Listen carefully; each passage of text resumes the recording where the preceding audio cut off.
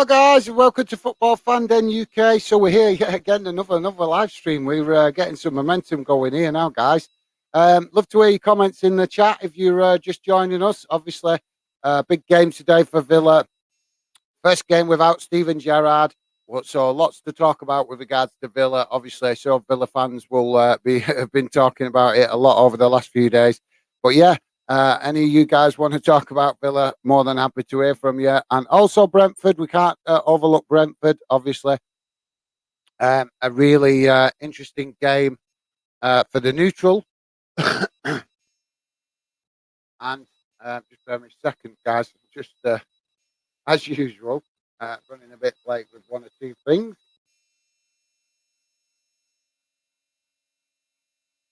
So yeah, like I say, guys, big game. So would love to hear from you guys because, like I said, keep saying it. Do these live streams so I can interact with you guys. And be a lot more coming on the channel to do with identifying what the channel's talking points, things like that in the future. But like I said, at the minute we're just going around the grounds. That's going to be probably my biggest focus over the next month or two.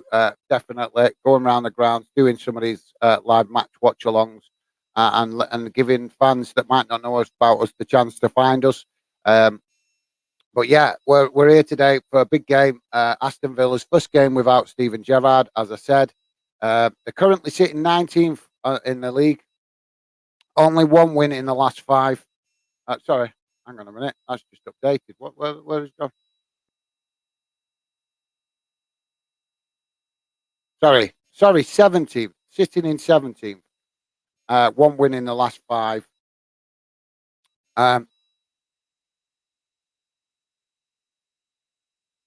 This is updating as I'm bloody talking. What's going on here? It's just moved.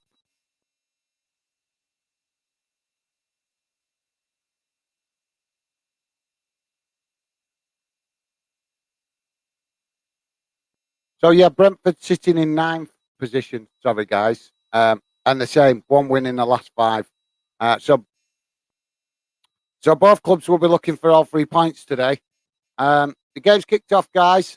We have got some other games to keep an eye on today as well. Not as many because obviously it's Sunday, so it's a bit quieter. But we have got a couple of other games playing today.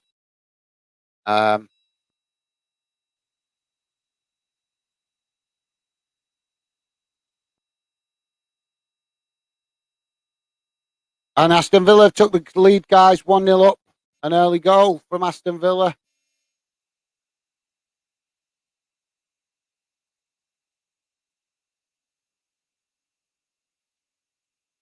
Interesting. That's interesting, guys. Do you get the impression that maybe some players to come out and start like that suggests that some players maybe not enjoying playing under Steven Gerrard, because they were playing under Steven Gerrard. The games that I saw, they were playing under Steven Gerrard, but obviously, the mood had just gone sour. A lot of people blaming changes in Steven Gerrard's backroom staff, but that happens to any manager, and surely a young manager deserves the opportunity when he's feeling his way into management. He's counting on certain people in the background that he's picked in his backroom staff, and some of them people move on to pastures new, and it can mess up his plan of action and chuck things into turmoil. And when you're trying to manage a club, how is he supposed to look for somebody else? So maybe that's something that Steven Gerrard will learn with his next job. That if he's going to pick his backroom staff, maybe he needs to have a backup plan in case any of his backroom staff leave, to give him the chance to keep the momentum going and not let it affect results and not let it affect the team. But yeah, Villa 1-0 up, 2 minutes in, and off to a flying start for Villa.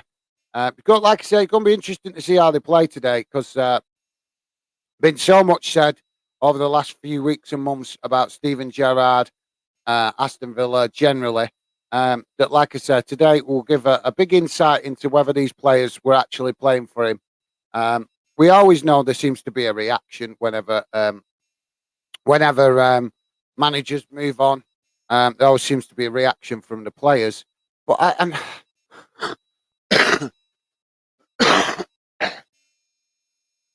but for me, guys, I don't get it. I don't get I don't get that because as a professional footballer, you should just be professional. It shouldn't matter what manager's in charge. It should be a case of just giving your best for the team. Um, and we're seeing it more and more regular where there seems to be a battle of egos between the manager and certain players in a dressing room, and it can cause a disruption in the throughout the team. So, like I said, it will be interesting to see how Villa play. But Brentford on the attack at the minute. They're obviously looking to get back level, going 1-0 down so early on, just on the edge of the box. Um, and trying to create some chances. Aston Villa have got men back. There definitely looks to be a noticeable spring in Villa's team. Obviously, it's only 4 minutes in, so it's difficult to say with any kind of accuracy. But they definitely the body language and the high fives and stuff like that so early in the game suggests that maybe there's been a bit of a reaction in the dressing room to Steven Gerrard leaving. Um, love to know your thoughts on it, though, guys. Definitely love to know your thoughts on it. And any other footballing topics you want to talk about, drop your comments in the chat. Because, like I say, we are very much here to focus on this game and give you updates. But when we do these live streams, guys, we're always welcome to talk about all football topics across the UK. So yeah, like I say, sorry, Brentford just wasted an opportunity from a set piece, and now the keeper's got it. So yeah, but guys, yeah, please do drop your comments. Don't forget, hit that like button; be very much appreciated. But yeah, I want to hear from you guys what you've got to say about today's game and any other footballing games over the weekend you've seen. Obviously, if you're a Scotland fan, want to hear from you with the VAR. What your thoughts are? Obviously, it's only just starting to be used in Scotland, so obviously it's a very new to Scottish football at the minute. And as I was saying yesterday to Aaron on the live stream, we have to be understanding in Scotland that there is going to be a little bit of a honeymoon period where the referees get used to it, the managers get used to it, players get used to it a little bit. But I think by January, they'll have had a couple of months to have used it, and then we can start judging how the Scottish referees are reacting to using VAR. Are they using it in the correct way, or is there still that evidence of bias, which is heavily criticised throughout Scottish football with this referee bias thing? So yeah, so like I said, lots to talk about across the football spectrum in the UK, guys, and also, like I say, we're keeping a close eye on this game as well. So yeah, drop your comments in, guys, and let me know stuff that you has caught your eye this weekend. Things you're happy with, things you're disappointed with. Like I say, we do these live streams for you guys, and it's the second one for Villa. Good team goal. This start just definitely suggests that all was not well in that dressing room, doesn't it? Because we're not seeing this kind of intensity for the last few weeks and months with Villa playing under Steven Gerrard. So yeah, that was a good team goal. Obviously, we're only 7 minutes in, but there already seems to be evidence of fluidity within the Villa team. So it's come from the left-hand side,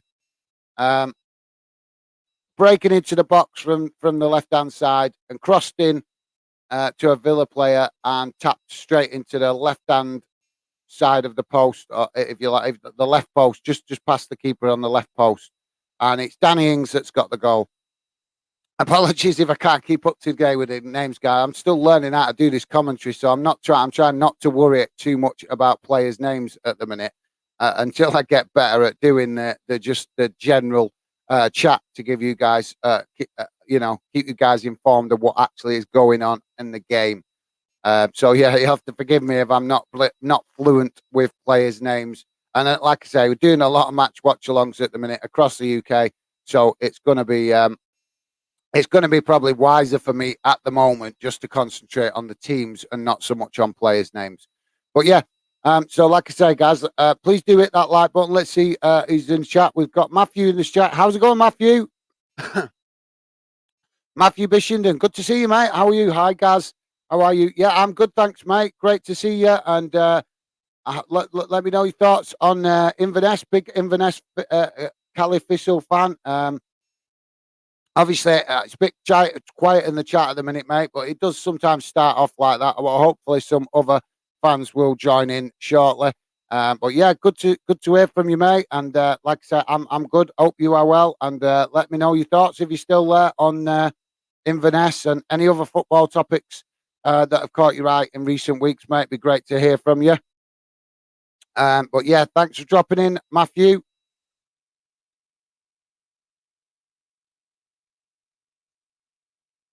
I just bear with me a second, guys. I just want to figure out because I was setting this up last night, and I'm sure there was some other Premier League games um, supposed to be today.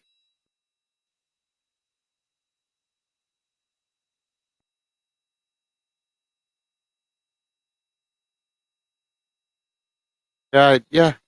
I don't know why this seems to be muddled up.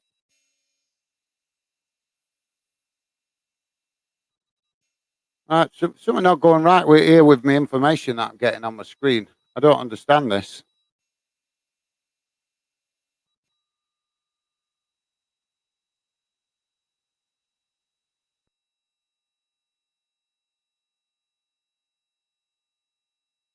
Right, so yeah, just bear with me a second, guys. Right, I think that was why. Right, with you. I'm sorry, it's my fault. I had the wrong screen on, guys.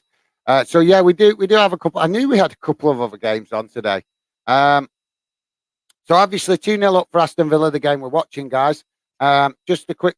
There's only a couple of games to keep you informed in what's going on today, so it won't be too distracting as it's been in previous streams. But as you guys can understand, building the channel and starting to ramp up the intensity now. So um, some streams I've noticed are very active. Some streams can be very quiet. So obviously I got to kind of learn how to mix it up a bit, if you like. So just keeping you guys up to date with other results just helps me keep things moving along, especially when we have quieter streams.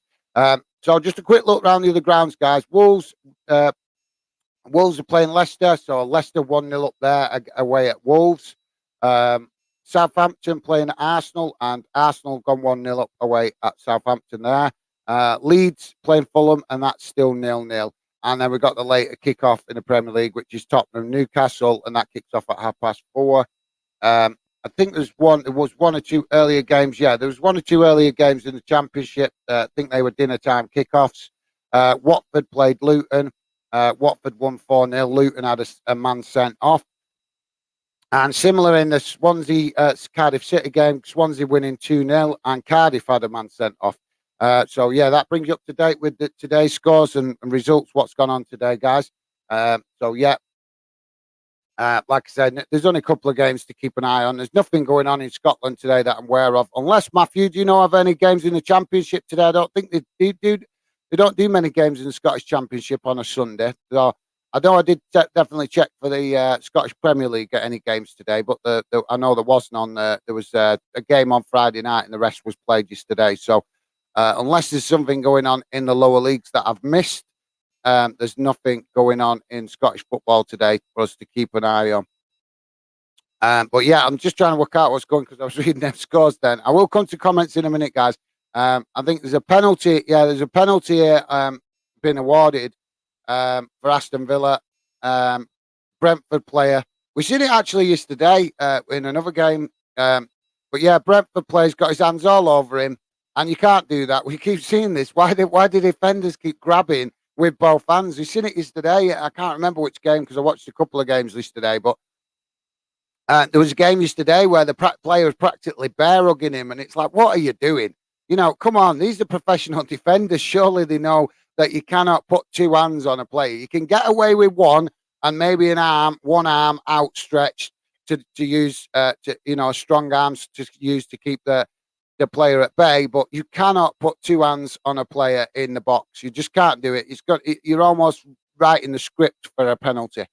But yet we keep seeing quite a few defenders doing it. It's a bit of a strange one. So, like I said, guys, I'll come to your comments in a minute and just want to watch uh, what's going on with this penalty. If you guys are watching the game, you might be a couple of minutes ahead or a couple of minutes behind, because I know there can be that time variation.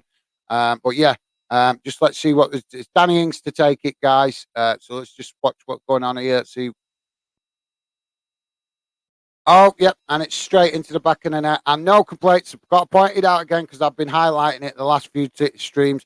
It didn't look like the keeper come off his line, because obviously that's a big thing at the minute with referees being some referees being very strict with the rule, making sure that the goalkeeper stays on the line, and some referees being more relaxed with it. So I am taking note when we see these penalties of how many goalkeepers look like they're coming off the line. Even if it's only a couple of inches, guys, it's got to be noted, because the FA and the EFL are making such a big deal. I'm not sure how it's going in Scotland, to be honest, but I will be doing some Scottish streams at some point. So hopefully we can figure out if that rule, or maybe Matthew knows if that rule's being enforced the same way in Scotland. But definitely in England, we've been noticing a big thing with this referees. Like I say, some referees are being really strict with it, and you can't move an inch off the line. And some referees are being more relaxed with it. Now, my problem with it is I don't care whether the goalkeeper comes off the line or not. But if we're going to have referees enforcing it strictly, then it's got to be enforced equally across all games. All referees have got to enforce it the same way, because otherwise, you're going to have goalkeepers reacting to taking penalties depending on what referee's on the pitch, and that isn't fair to any club. So yeah, just my thoughts on that, and just pointing out, guys, that like I said, I am looking out for that, because it's just simply because the FA have been making, and the EFL been making such a big deal about goalkeepers not allowed to leave their line during a penalty.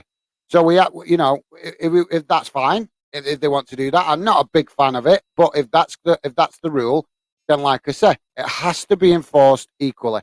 But I've been taking note, and the game yesterday there was a penalty, and the keeper stayed on his line. And again today in this game, the keeper stayed on his line. But there was a game we live streamed the other day, and the keeper didn't stay on his line, and the penalty stood. So this is the reason why I'm keeping an eye out for it, guys. If you're just joining us, please do hit that like button, guys. Be very much appreciated. It's still currently 15 minutes in, and it's Villa 3, Brentford 0. So we're clearly seeing a response from the Villa team to obviously Steven Gerrard getting sacked.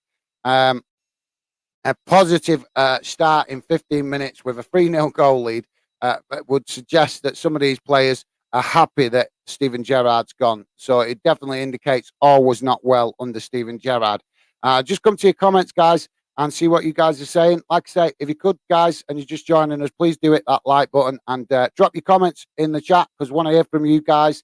Obviously, we're keeping an eye on the game, but like I say, we can talk about any football topics across the UK that you guys want to talk about. So we've got Matthew saying, "Hi, mate, I'm good. Cali have a major injury crisis. 9 first-team players we have out injured. Right now, and it's hard to cope. We are top of the league by a point at the minute, though." Right, Matthew. Are these injuries like niggly injuries, mate, or is there quite a few players with long-term injuries? Because that's a lot of players out injured. 9 first. How many? I mean, obviously, I know the average in England. I think it's 23 or 24 players in a squad. And I think it's a similar number in the Scottish Premiership, but I'm not sure about the Scottish Championship. Do the clubs in the Scottish Championship still aim for around 23, 24 players in the squad? Let me know, Matthew. But even still, 9 players, that's a lot of players to especially if they're all first-team players. That really, like you say, that's definitely going to have an impact. So, I want to hear from you, Matthew. Are they long-term injuries, mate? Are they a mixture of both? Some long-term injuries, some short-term injuries.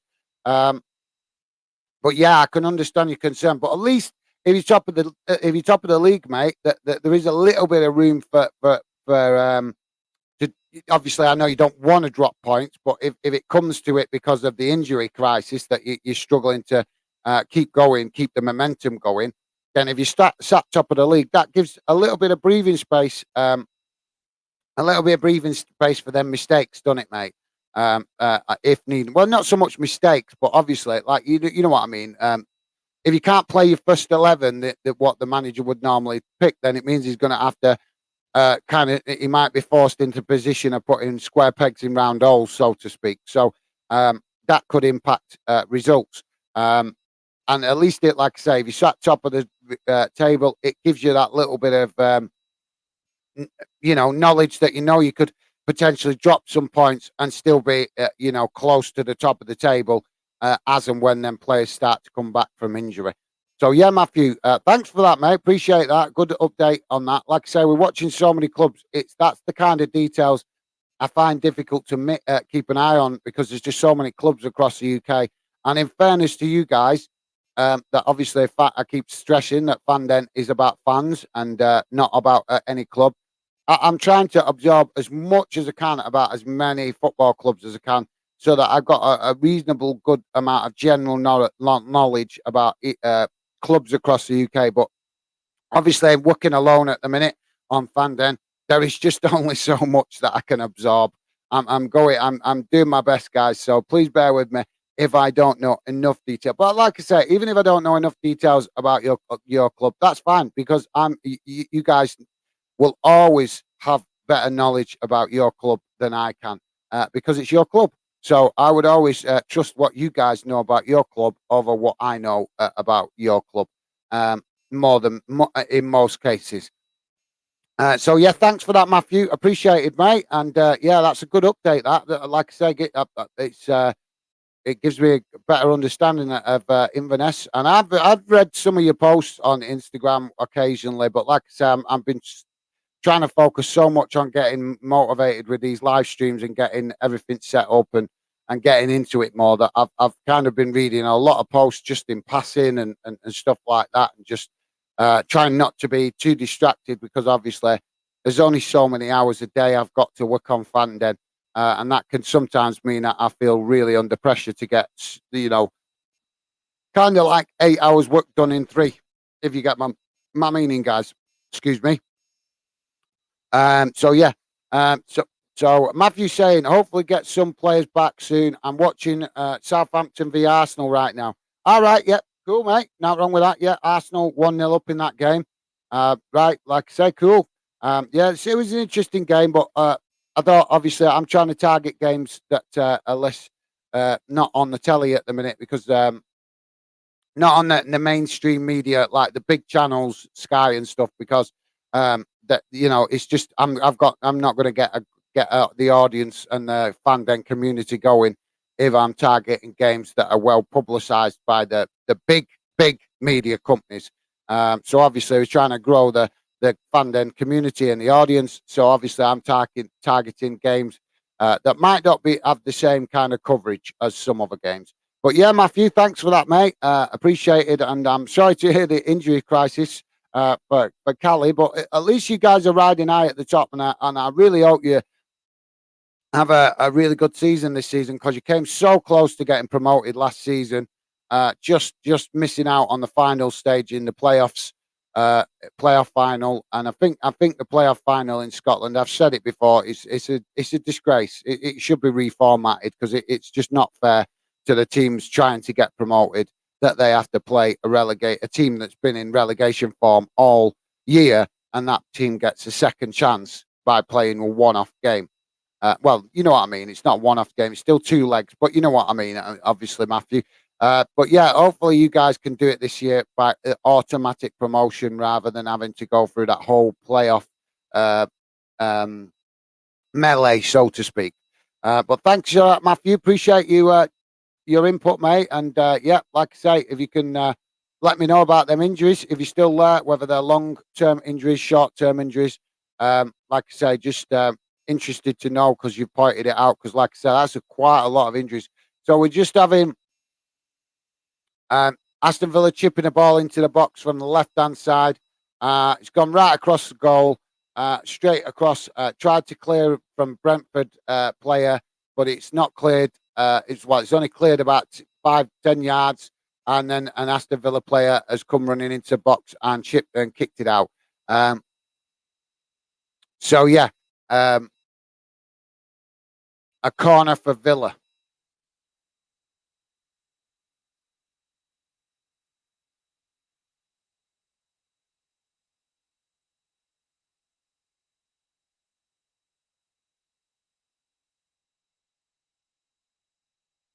Brentford packing the box, guys.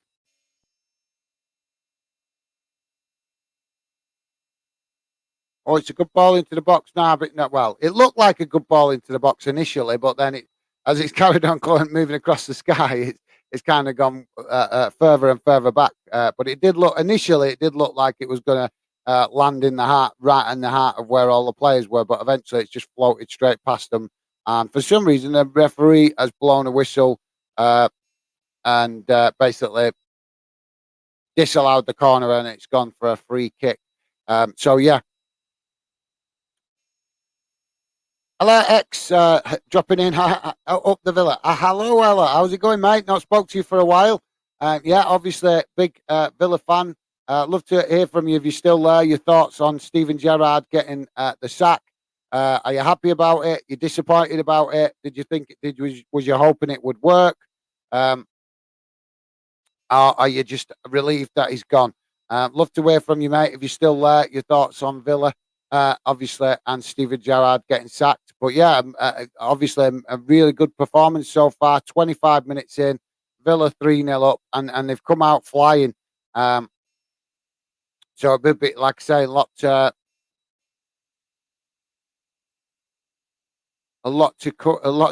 discuss with reaction to the players in this game.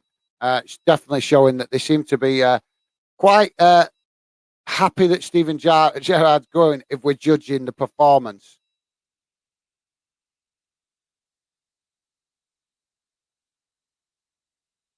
we have foul for Brentford on the left-hand side of the pitch, guys.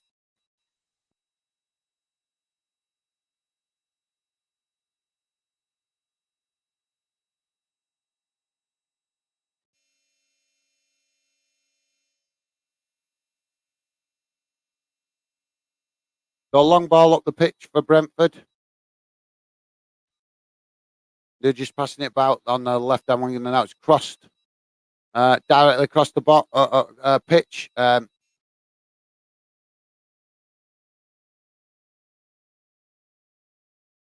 Brentford trying to get something going here, trying to get their play going. But obviously, Villa, you can see it. It's so noticeable how motivated Villa play, that every player is closing down, every player wanting the ball, every player looking to get involved. We didn't, I'm not saying the players were playing bad under Steven Gerrard, guys, but this is evident that there is a marked improvement in the Villa players, the body language, attitude, focus, motivation. Just you're seeing it so much. Seems to be a lot more motivated. I'm not saying they weren't motivated, because it was hard when I watched Villa the other week. It was hard to see the direct faults, because you could still see players trying and going. But maybe sometimes maybe just taking the pressure off the players with managers that are under pressure, switching things around, switching the team around, trying different tactics. Maybe sometimes the players just get overwhelmed with that. Too many. It's the old saying, isn't it? Too many. Too many chefs in the kitchen, so to speak. If you get my meaning. And maybe like I said, maybe the players felt a bit overwhelmed with Steven Gerrard trying to change tactics, team shape, different players every week, because he was looking for solutions to obviously the pressure he was coming under. And like I say, sometimes when a manager gets sacked, all that gets wiped away. You start with a clean slate, and it can help. It can help the team get going.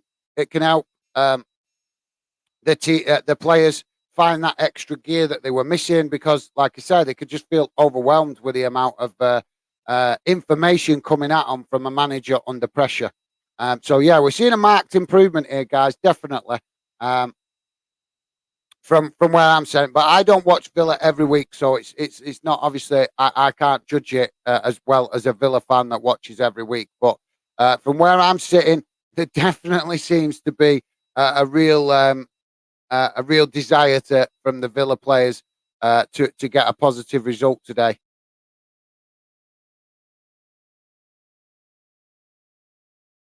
But like I said, they're not having it all their own way. Brentford are trying to get some possession and get something going. We're in the Villa half at the minute with Brentford in possession. Crossed into the box from the left-hand side and straight out for a corner. But yeah, like I say, Villa, obviously, Brentford in the first 10, 15 minutes were just under the cosh. Villa going at them all guns blazing. But now we're seeing Brentford obviously trying to get some possession and create one or two opportunities themselves. So we've got a corner coming in a minute, guys. I will come to your comments in a second. Just bear with me. Obviously, I'm trying, like I said, guys, I'm doing a lot more live streams now. So I'm trying to teach myself how to be better at doing these match watch-alongs and give you guys some commentary along the way to help me learn how to be better at it. I'm not professional. Nobody's training me. I'm teaching myself how to do these match commentary. I know how to watch a football game, and obviously as a football fan, but I'm not very good at doing. I'm no experience doing it as a commentator, and obviously keeping you guys in the loop with what's going on. But I'm sure that some of you guys might be watching this game anyway. But yeah, that wasted opportunity from Brentford. I've noticed the referee seems to be blowing a lot of fouls in the box with these when these corners are being taken. Not too sure if that's a good thing or a bad thing at the moment because he's blowing the whistle for little infringements and stuff like that. So I'm not always catching why he's blowing the whistle, but I don't like that kind of thing because we want to see the game flowing, don't we? We want to see the game flowing. So yeah, kind of just turning into a bit of a settled period in the game where there's a bit of a midfield battle going on. So we'll keep an eye on that, guys. Just a quick look around the grounds and I'll come to your comments, guys. So we've got Wolves 0, Leicester 2 in the Premier League. That's 34 minutes in. Obviously, the game we're watching, Villa 3-0 up against Brentford. Southampton 0, Arsenal 1. That's 34 minutes gone. And it's 1-1 Leeds v Fulham. Same amount of time, 34 minutes gone. So yeah, there was some games earlier on in the Championship. There were only two. Just if you missed it earlier, just quickly tell you: Watford beating Luton 4-0, and Swansea getting a 2-0 win against Cardiff. Both Luton and Cardiff having a man sent off. So yeah, that's just like I say, not much to talk about around the grounds today, guys. But like I said, we will keep you up to date with what what bits and bobs I can in the other games. Love to hear from you guys. Keep your comments coming and hit that like button if you could, guys. It does help the channel get seen by other fans. And like I say, if you're new to the channel, please do consider hitting that subscribe button. So we've got a foul on a Brentford player here in midfield. The referee's not blown his whistle, but the Aston Villa have just carried on playing and just had an opportunity from about, I don't know, just trying to work it out. I would say maybe just on the edge of the half, on the edge of the box. So maybe 20 yards, 25 yards out, and he's blasted it over the bar. So yeah. But yeah, we're just having a breaking play at the minute, guys, for a Brentford injury, which is perfect for me to come back to the comments. LX, I was hoping Gerrard could turn it round. Yeah, I was hoping it would turn it round, mate. To be honest, I think with it's probably best he's gone. It is probably best because I was concerned when he got the job. I'm not saying the job weren't thingy, but he was doing so well in Glasgow. And I'm not saying that he couldn't have done well for Aston Villa. But obviously, Aston Villa's new owners have invested quite a bit of money in the team. So they've got big ambitions to get the club moving forward. higher up the league, competing for European places, stuff like that. That's clearly the owner's ambition, which is fine. So was it really the right decision to bring in such a young manager with yes, don't get me wrong, I know he'd had a good spell in Glasgow. I also know he had a good spell with the Liverpool under 21s teams, under 21s team, youth team, whatever you want to call it.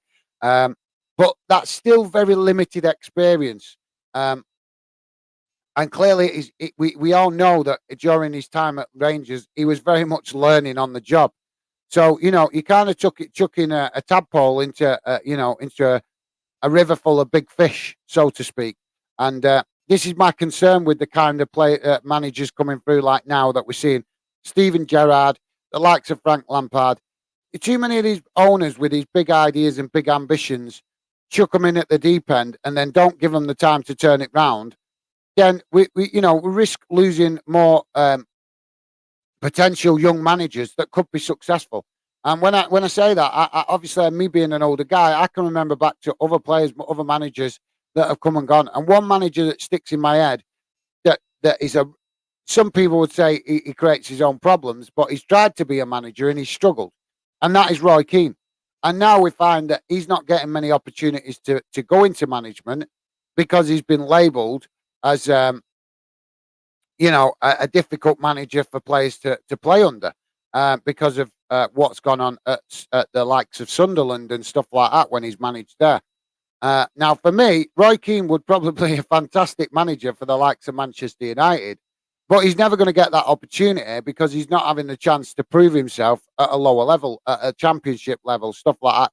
Don't get me wrong, like I say, he's had a couple of opportunities, but not enough. Not enough to build up his CV, so to speak. Not enough to put him in a strong position to say, yeah, I can do the Man United job. But I think because of his personality, he would be the right kind of manager at Manchester United. But they're never going to give him the job with the minimal experience he's got. And now we see that he's becoming a TV pundit because he's not getting offered many jobs in football as a manager. And a lot of it, like I say, it falls to the fact of his earlier experiences at clubs. So I'm concerned that young managers having this pressure in what we might call clubs with projects where they've got rich owners or owners that want to invest in the team, but them kind of owners, as much as they want to invest in the team, they're going to want to see a return for their investment. They're going to want to see an improvement in performances. They're going to want to see an improvement in the table. And is it right to chuck young managers with such little experience into that kind of situation? So that's just my thoughts on it, guys. Love to hear what you guys have got to say. We could debate for the next week about young managers and what's happened at Villa. But yeah, just trying to quickly gloss over my thoughts on it. I'm no problem with Steven Gerrard trying it. No problem with him getting the sack. But I am concerned that some of these young managers going into these jobs with the best of intentions, getting told off these rich owners that it's a project, we'll give you time, this, that, and the other. And as soon as it starts to go wrong, they're looking to get rid of them because they want, they might be telling the manager they'll give them time, but in reality, they're looking to get instant success. And I think that's some of what we've seen at Aston Villa. I'm not saying that's the whole situation, but I think it's some of what we've seen at Villa. But like I say, Villa fans might think differently, and like I say, that's fine. Football's all about opinions. But I'd love to know your thoughts on it, guys. But yeah, thanks for that, Ella. I agree. I wish he could have got longer, but I think the writing was on the wall because, like I say, as much as the owners were claiming they were going to give him time, in reality, they were looking for instant results, instant success because of the investment that they put into the club. And understandable that they want to see a return on their investment, but you can't bring a manager in, tell him you're going to give him time, and then don't give him the time that he needs. It just proves that they're not looking to give a manager time. They're looking for instant success or an instant return on their investment. So yeah, that's just my thoughts on it, guys. But I'd love to hear your thoughts on it. Like I said, Ella sharing her thoughts, and nice to hear that Ella, as an Aston Villa fan, disappointed that it didn't work for Gerrard. But hopefully, Gerrard moves on and finds something else, that another job where it can work out. And hopefully, Villa start heading in the right direction. I know there's been a lot of conversation. I've spoken to a few Villa fans complaining about price increases at Villa, cost of the match day experience, stuff that you buy at the ground, ticket prices, things like this. I know that some of the Villa fans telling me that there've been a noticeable increase in prices on things like pies and drinks at the stadium. So yeah, if you're a Villa fan or if you've been to Villa Park recently, let me know if you've noticed that. Obviously, Villa fans are going to notice it a lot more because they go there week in, week out. But yeah, if you've noticed that, guys, if you've noticed any increase in prices at Villa Park, let me know. Would love to hear from you because, like I said, talking to one or two fans on social media, they highlighted that as an issue. They highlighted that since Steven Gerrard came in, ticket prices, cost of pies, drinks, things like that at stadium had increased dramatically. So yeah, I'd love to know from you guys if anybody has been to Villa Park, particularly Villa fans, if you've noticed that yourselves. Um, Ella X, I'm actually watching the Wolves game now. All right, fair enough. Ella, how's your playing career going, Ella? I've not spoke to you for a while. How's it going with your playing? Are you still playing at Birmingham? And is it going well? Let me know, Ella. I'd love to. Always interested to hear how you guys are getting on with playing. If you actually play in, with a team. Always interested to know. But yeah, thanks for that, Ella. I'm surprised to hear that you're watching Wolves though when your own team's playing.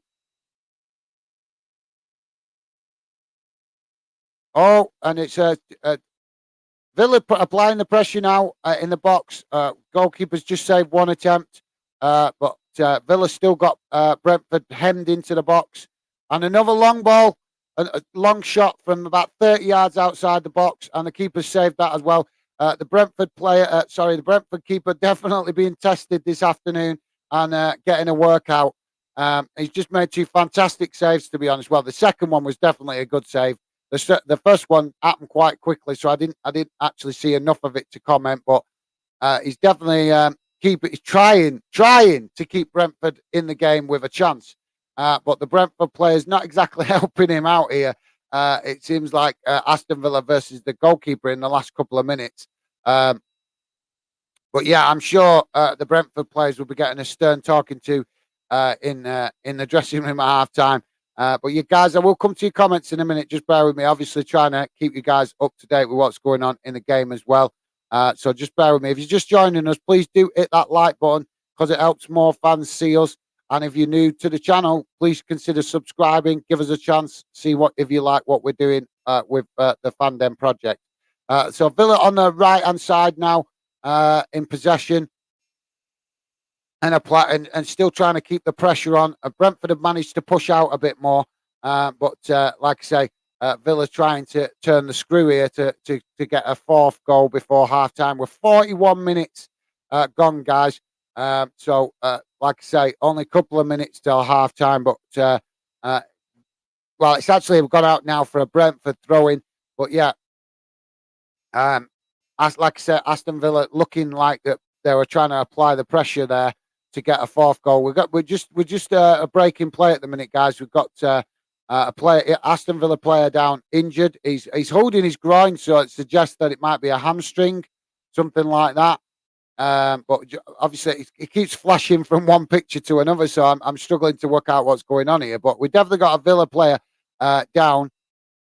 Was that the player? That might actually be the player that's took the shot because he's holding his groin as if he might have pulled a muscle but like I said, pulled his hamstring. It's a bit difficult to work out at the minute.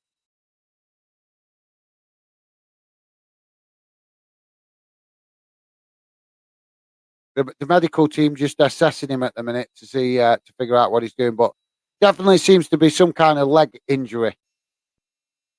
I'm not sure if he's going to be able to carry on here because he's still on the ground. It's I think that the medical team just giving him a good looking at here before they make a decision whether to make the change. And it's just showing the Brentford keeper getting some fluids down his gullet. So Obviously, that gives you an indication of the fact that he's doing some work in the game today because it just showed him having a big drink.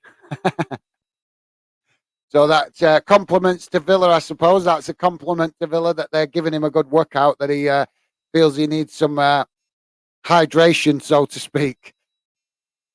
Right, so we just restarted game. Looks like the players stayed on. It was I can't even pronounce his name, but looks like he's the player that went down with an injury. He's got back up. It looks okay up to now. Um, so I don't think it was something too serious. Maybe he just felt the muscles, or tweaked the muscles, felt it, or something like that. I'm not sure. But yeah, Aston Villa trying to turn the screw again. Brentford have got the possession back and are trying to get themselves out of their own half. Because, like I said, Aston Villa applying the pressure, turning the screw, looking for a fourth. But yeah, it's kind of gone into a bit of a midfield scrap at the minute. I'll keep you posted, guys. Let's just go back to the comments. Guys, like I said, if you're new, checking us out, please do consider subscribing, hit that like button. It would be very helpful with us trying to get ourselves a bit more established on YouTube. But yeah, like I said, let's see what you guys are saying in the comments. Elliot is saying Wolves are getting battered and the fans are booing them. Yeah, it's been a difficult start to the season with Wolves, and I think that since they lost the manager the other season to I forget his name now, but you guys know who I'm talking about. The manager that left Wolves to go to Tottenham. I forget his name now. Since they lost the manager, Wolves' results seem to have been up and down, don't they? Very much up and down. And I think they're just trying to re-establish their identity because they had an identity going with the manager they previously had, and now I think they're struggling to find that re-establish an identity under a new manager. So yeah, but thanks for that, Ella. Please appreciate you giving us an update.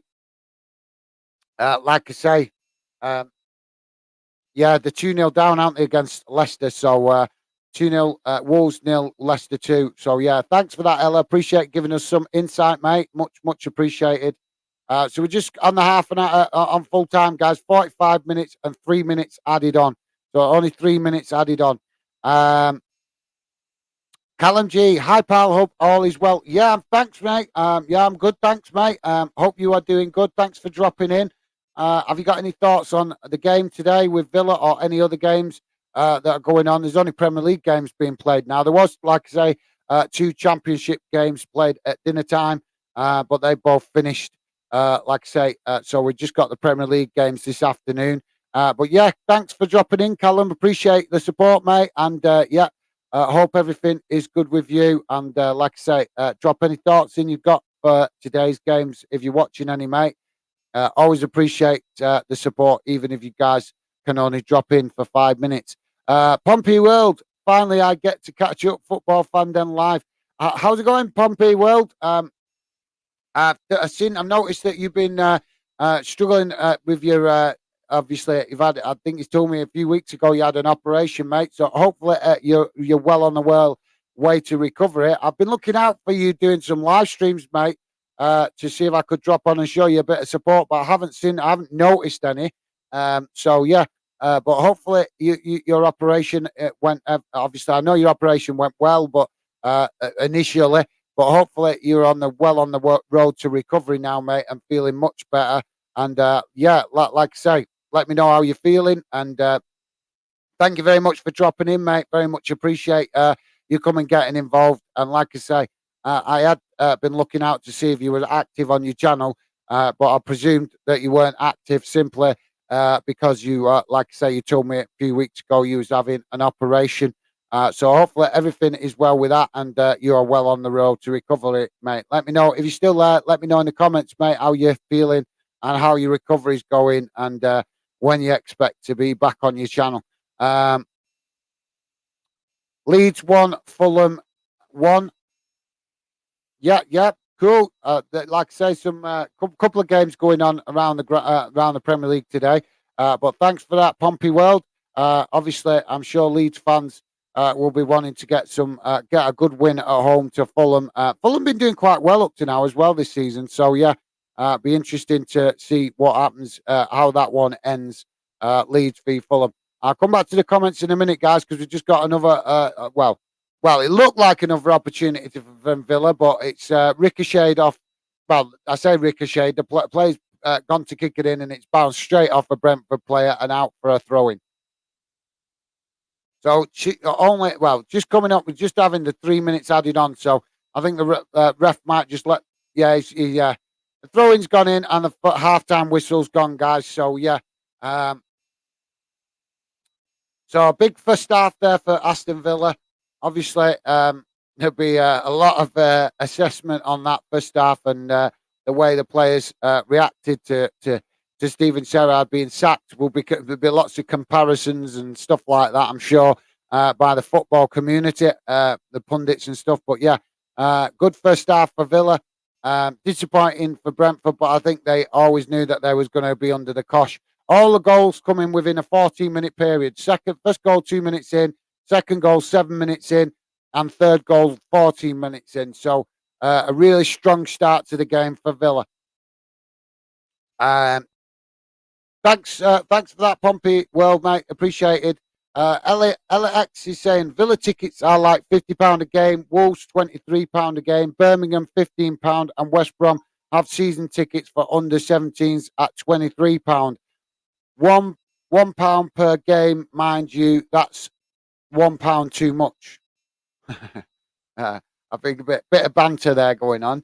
But yeah, that's a massive difference in ticket prices.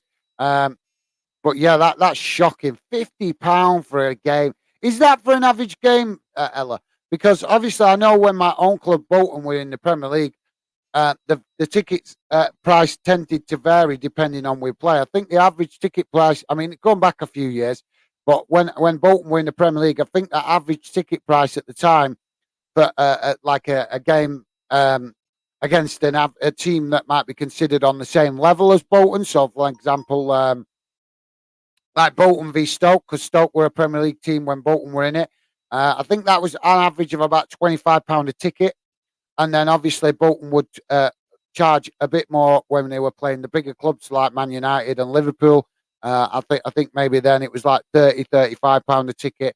But yeah, obviously I know ticket prices have increased since then, but I'm just giving you guys an example of what I know from my own club. £50 a ticket to watch Villa is an absolute disgrace if that is the average ticket price. If it's that price for the big games, then unfortunately, as much as I don't like it in this day and age, that's quite normal in it because we know that the big clubs, the big club games, so to speak, demand higher ticket prices. Unfortunately, whether we like it or not, that's just like I say, that's just the world that we live in. But yeah, if that's the average ticket price, Ella, that is an absolute disgrace from Villa.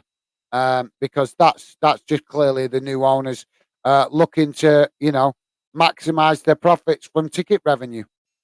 Because we know, guys, that Premier League clubs can afford to run now without charging ticket prices. They could fill that ground with 40,000 fans and let them all in for free, and they would still make a profit because of the amount of money they're making from TV revenue. So any club charging excessive prices is just clearly not caring about the fan community. All they're caring about is maximising their profits, and like I say, if that's the average ticket price at Villa, that's an absolute disgrace. But thanks for that, Ella. Appreciate you giving me the update there, mate. That's very incisive. Yep, it is. I know, Pompey World. Yep, shocking, mate. Absolutely shocking if that's the variation, because obviously that's Ella's giving us a good overview there, because that's all the clubs in the Birmingham area. So obviously, I know that different clubs in different leagues, but Wolves are in the Premier League. So that's like, basically, if what Ella's saying is correct, that means that Aston Villa are charging 100% more for a ticket than Wolves. And bear in mind, these clubs are not that far apart. They're both in the Birmingham area. So that's an absolute rip-off for Villa fans. Alex, I'm now just playing for a local side as I didn't get a senior contract on at the Blues. Well, don't worry about it, Ella. Ella, just keep playing, keep working hard, and you could potentially still get it. You're still young, so there's no reason why you can look at Jamie Vardy. You want to look at a player that didn't, came up slowly. You're still young. You still got plenty of years to play, mate. You could still make it as a professional player. You just got to get your head down, work hard, put the effort in, and maybe you could be a late bloomer as a player. So don't give up on it, mate. Don't give up on it. You could, like I say, you could definitely still, you could still, sorry guys, you could still reach your dream and goal of being a professional footballer. You just might have to go about it a different way. There's plenty of professional players that get rejected off big clubs and then go to other clubs and then make it. I can't think off the top of me. I don't want to name names, but I know that we see it regularly in big games where players come on where they've been rejected from one club and they've actually made it at another. So yeah, don't give up on it, Ella. Like I say, but you're still young, and I'm sure there's still potential and opportunity for you to reach reach the heights of being a professional player in the future if you keep working hard. And like I say, look, playing for a local side isn't a bad thing because it gives you another viewpoint, another experience. But yeah, keep working hard, Ella. Don't give up on your dream, mate. You could still achieve it. Definitely. You just got to keep focused and keep believing and keep putting the hard work in, mate. So I'm disappointed, obviously, for you that's the way it's going at the minute. But like I say, you're still young, mate. Still plenty of time and opportunities for you to achieve. Like I say, perfect example, Jamie Vardy. Spent most of his younger career in the lower leagues, and I think he even played in non-league as well. And now look at him; he's a Premier League player, and he came through late. So but never stop believing, mate. Until never give up until the final whistle, so to speak. Matthew Bishenden, those injuries we have around 4 of them as long-term injuries. We have a small squad than most of the other championship sides. We have around 20 players, so it's youth players we've had to play. Right. Yeah, Matthew, that's I'll have to get a bit more. Obviously, I'll have a look up on that what's going on. But yeah, that's really disappointing, mate. I'm gutted for you. Apologies, guys. Yeah, I'm gutted for you, Matthew, mate, because like I say, you guys really deserve a bit of luck because you had a pretty, you kept pushing last season. You had a good season, even with injuries and the referees and games not always going your way. Because I know there was a few blips last season on your march towards getting promotion. So yeah, like I said, it'd be good to see you guys get a bit of luck this season. So it's disappointing that you got 4 players out with long-term injuries. But luckily, I don't know. Is Matthew is the Scottish Championship going to be stopping or carrying on playing while the World Cup's on? If any of you guys know, like obviously any leagues that are stopping, because I'm not sure if we're going to have. I've been meaning to look this up, but obviously just being so busy trying to do that many different things, I've not had time. But what I mean is, you guys know how we see that during an international break, normally we can see the Premier League stop playing, the Scottish Premiership stop playing, but we don't always see the League One and League Two league stop playing. They sometimes carry on playing for an international break. So are we going to see some of that in the World Cup? Are we going to see some of the lower leagues carry on playing through the World Cup? And the reason I'm pointing out the Scottish Championship, because there's some good players in there in the clubs at the Scottish Championship, but I don't think there's too many international players playing in the Scottish Championship. I'm not saying there isn't any at all, but I don't think there's too many.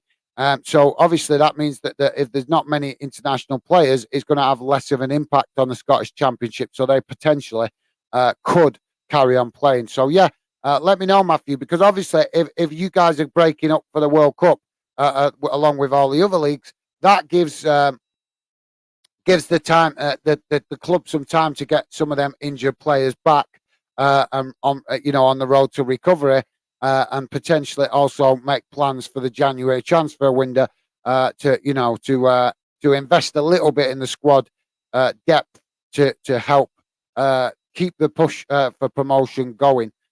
So yeah, let me know, Matthew, if you know about that, mate. It'd be good to hear from you. And thank you very much for the insight into your club, mate. Very informative and very much appreciated. Matthew also saying, and and with all- and with what you say about the playoffs, I agree absolutely. Disgrace towards the teams trying to go up. Absolutely, mate. Yeah, like I say, I'm still very much learning about Scottish football. Obviously, my team is Bolton, as you know, mate. So when I was younger, I used to look out for the Scottish football results out of curiosity. But obviously, never took the interest in it like I have done in the last 3 years. But even though I spent 3 years studying Scottish football, I'm still very much learning because there's just obviously a lot of clubs up there and a lot of rivalries to understand as well. Um, and it's quite a lot of intense. Obviously, I've learned quite a lot in the first 3 years of doing fandom, but I'm very honest and still admit that and acknowledge that I've still got a lot to learn about Scottish football. But yeah, mate, that's one thing that has stood out to me since I have been learning about Scottish football is that playoff system is just absolutely a disgrace. It's completely unfair to the teams trying to get promoted. So yeah, absolutely, mate. Definitely. Hopefully, something we might be able to highlight in future shows. We have got a few Scottish fans starting to follow the channel, but obviously, like I say, we not got a massive fan Scottish following just yet. So, but hopefully, stuff like that we'll be able to talk about in the future when we got more Scottish fans that will give their input so we can get a fairer judgment. Because if we find that there's enough Scottish fans don't like it, then I will happily get on the phone to the SPFL and demand some answers from them, or should I say, at least encourage them to give us some answers. Because surely I'm a strong believer that the FA, the SPFL, EFL, whatever football organisation is making decisions should be taking account of what fans think. Um, I'm not saying they make decision based on the fans, but they should definitely be taking it into consideration when they make decisions that impact how our clubs progress in football, decisions affecting the league, decisions get affecting the match day experience, stuff like that. And we're not seeing enough of that, as far as I'm concerned. So, if in the future, when the channel grows and we get a bigger fan community going, then, like I say, I would be more than happy to ring up these football organisations and try and get some answers from them on behalf of you guys, the fans.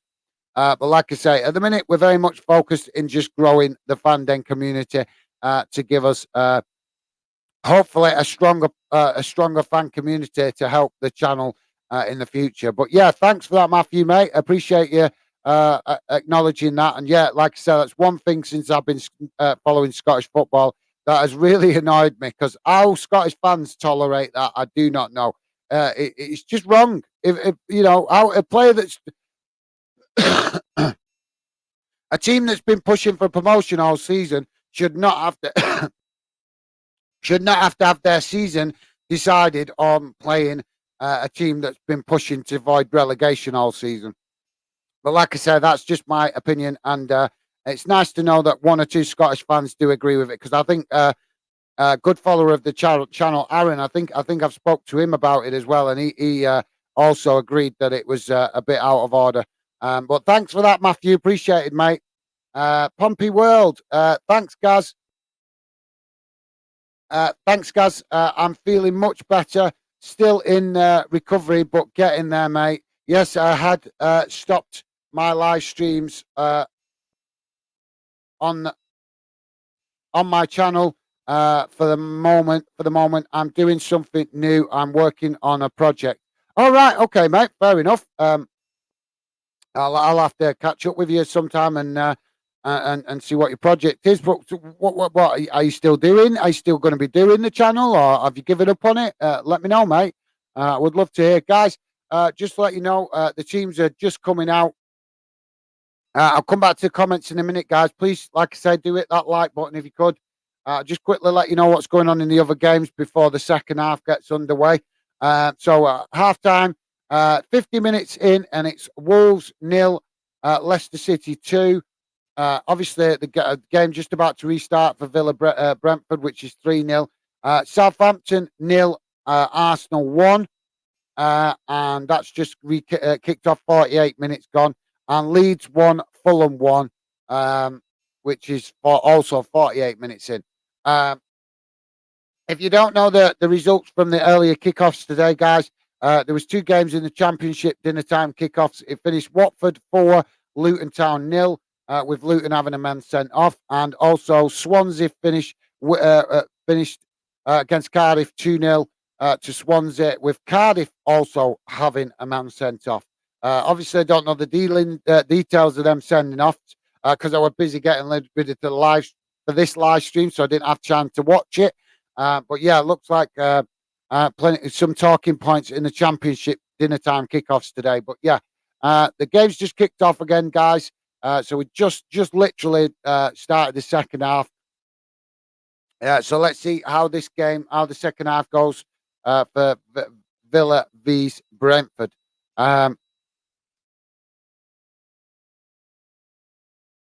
Sorry, guys. Feeling the effects of these, keeping consistent with these live streams and everything else I've got to do. Pompey World project still not ready, but almost done. Hope this week I come up with a video on my channel, but I'll be doing watch alongs live on England vs USA. Yeah, well, obviously World Cup still a month away yet, mate. Or about a month roughly, somewhere around that. But yeah, we will obviously we'll be doing some football stuff for the World Cup as we get closer to it. But yeah, mate, like I say, be good to be good to hear what your other project is, and hopefully I'll catch up with you to discuss that. Either, like I said, on social media when you're not too busy, mate. But good to know that you're on the road to recovery after your injury or your operation. Sorry. I'll be having Pompey World review highlight show on Pompey, and also doing pre-match show as part of my project for my channel. No worries, mate. Well, like I say, when I see you back active, I will drop in to show you some support. Like I say, I've been looking, but unfortunately, and like I say, with you on your recovery for the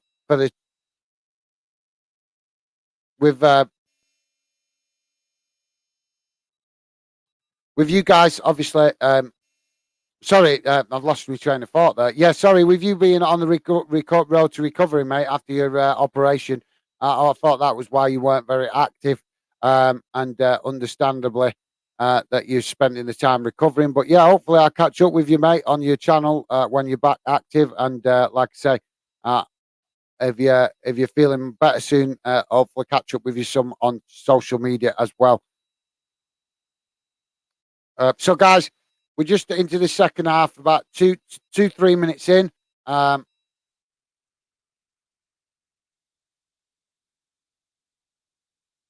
to figure out what's going on here because the play seems to have slowed down considerably from what it was in the first half.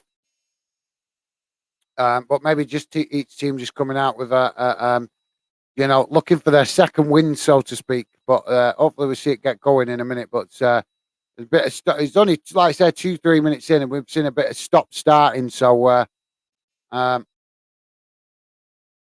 think the goalkeeper's going to restart the game now. I think it's the Villa keeper.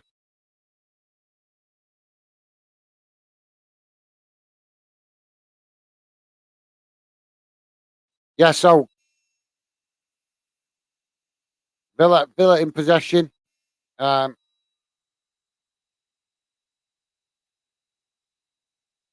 Joe Villa in possession, just passing it about at the back at the minute.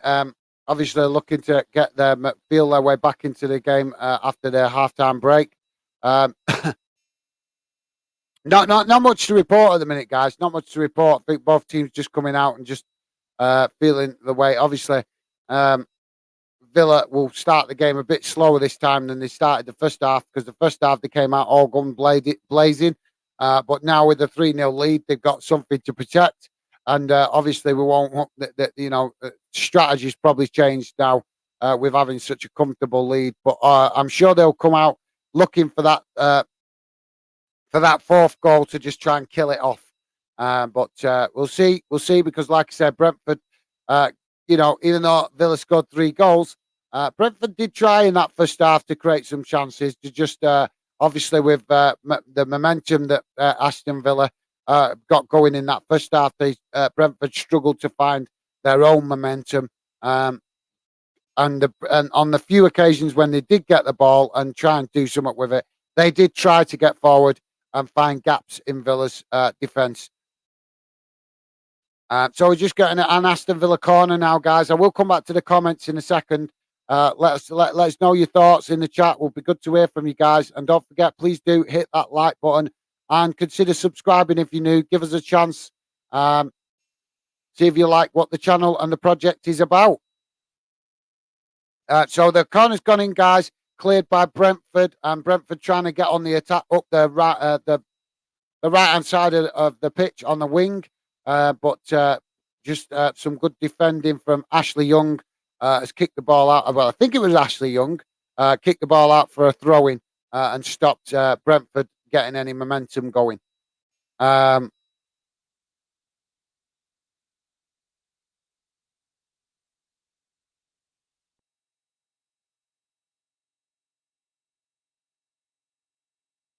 Like I said, guys, please do keep comments coming. I'll come back. I'm just wanting to, obviously, to keep you guys up to date with what's going on in the game. Villa looking very strong and coming out. They're starting to get the momentum going a little bit now.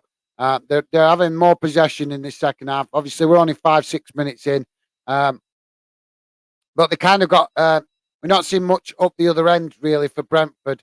Obviously, Aston Villa having the large amounts of possession up to now so far in this second half, and looking to put Brentford under more pressure, looking for that fourth goal to kill the game off. So yeah, just as I'm about to come back to the comments, they get it up the field and go and get it near the box like they're gonna do so. So Villa pressing now on the wing on the wing. Is it cross? Yeah, no, it's not. Well, it's crossed in, but it's a half-hearted cross, and it's cleared by Brentford. But Villa have stole it back again, and a foul's been given, as expected. Why did players fall for that?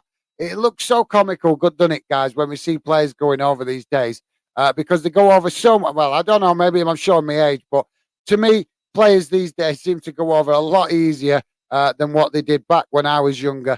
I think it was, back in when I was younger, players used to be a bit tougher, not looking to. But these days, set pieces and things are seen as a lot more important part of the game, and I think players are encouraged by the manager if they feel something to go over to get to potentially get a set piece opportunity. So it's crossed into the box. From the right hand side, it was, guys, but not much happened. Villa still in possession, but it's drifted back out into midfield and gone as far back as the keeper. Don't know why Villa seem to be playing a few long balls here when they're 3-0 up. It seems like the keeper 1 or 2 long balls straight down the field. But Brentford now in possession, trying to push up the other end of the field. So yeah, we'll keep you posted, guys. Sorry, guys. Sorry about my yawning. Keep you posted. So yeah, let's back to comments, guys. Like I say, if you could please do hit that like button. Sorry to keep mentioning it, but unfortunately, it is an important part of building the channel. Ella X saying, I think it's £50 per game for non-season ticket holders. I've started going to Wolves games as my parents support them, and it's a bit cheaper. Yeah, well, no worries, Ella. Like I say, obviously, football's football. You know, I know you're a Villa fan, obviously, and you prefer to go to Villa games, but yeah, it's understandable why. You know, you have to take cost of games into consideration, and like I say, um, when it comes to football fans, you know, you can go and watch other games, can't you? As a fan, you know, you don't have to take sides. You can go and watch it as a neutral, can't you? But yeah, I'm sure you're obviously eager to get watching Villa games, mate. But I can understand from your parents' point of view the budgeting aspect of it, especially if you're paying out for 3 tickets, obviously for yourself, your mum and dad. Uh, then that can work out as a very expensive match day experience, especially if you're going to Villa. Um, but yeah, love to know, Ella. That's an odd one. If your parents are Wolves fans, how is it your parents are Wolves fans if both of them are Wolves fans and you're a Villa fan? Love to know how that one came about, mate. But yeah, thanks for that, Ella. Ella, appreciate you letting us know your match day uh, experience. Appreciated, mate. Lionel Thompson, hello guys. Just a quick pop in from me. Obviously, because I said in EFL group I'm on holiday. Yeah, no worries, mate. Hope you're enjoying your holiday, and yeah, hopefully you make sure you use plenty of sun cream, mate. Don't want to be getting sunburn, but yeah, hopefully you enjoy your holiday, mate. And thank you very much for dropping in, because I know obviously you're not being in the UK with you being out the country. You're probably dropping in on your data on your phone. So appreciate that, mate. And like I say, you enjoy your holiday, and I'm sure we'll see you dropping more when you get back. Because obviously you've been really positive about the Fandom project and trying to get involved as much as you possibly can. But obviously, if you're out the country, mate, it's understandable that you can't drop in very much. When it's not as easy to access the internet as it is when you're at home. But thanks, mate. Really appreciate you dropping in and saying hi. And like I said, hope you're enjoying your holiday and staying safe more than more than anything, mate. That's the key thing. Stay safe while you're out there. And like I say, enjoy yourself, and hopefully catch up with you a lot more when you get back, mate. Thank you very much, Leon. Lionel, that's it, Lionel. I'm getting it, guys. I'm going to get it, Lionel, because he, like I say, regularly supports the channel these days. It's just I forget how to pronounce his name, but I checked with him the other day, and it is Lionel.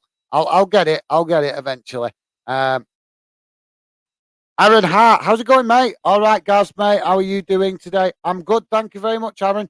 Great to see you drop in. Big uh, supporter of the channel. Massive shout out to Aaron, guys. Go and check him out on social media if you get a chance. He will hopefully be getting involved as a Fandom ambassador, because he's been involved in Fandom for quite a while now, and showing amazing support. And some of you other guys hopefully we'll be getting involved in that as well. That if you don't know about that, you can drop me a message on Instagram. That's something we've got going on Instagram to do with a new group structure that I've set up for this season. Tried some group structure last season, didn't work that well. So every year, you know, I will reassess it and adjust it accordingly. If it's not working, scrap it and come up with something new. But yeah, the new group structure this season seems to be working reasonably well. And like I said, I don't know if you've seen, Aaron, I did drop you a message earlier, mate. It's just the last 48 hours, because I've done a few streams and stuff. It's been a bit crazy, so I've not had much time to respond to messages and stuff on social media. But yeah, mate. Oh, Villa scored. Villa scored with that pinging about everywhere.